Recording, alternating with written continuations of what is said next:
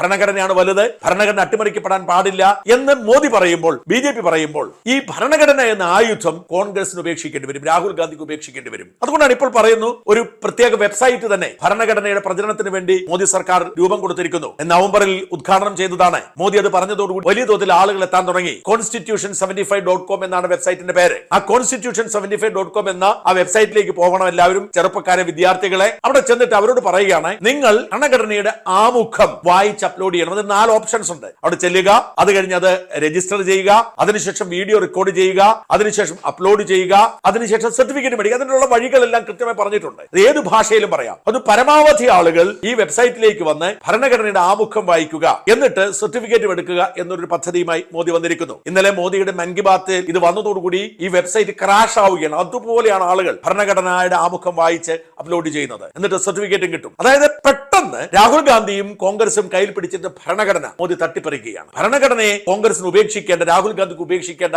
സാഹചര്യം ഉണ്ടാക്കുകയാണ്. ഇതാണ് രാഷ്ട്രീയ തന്ത്രം എന്ന് പറയുന്നത്.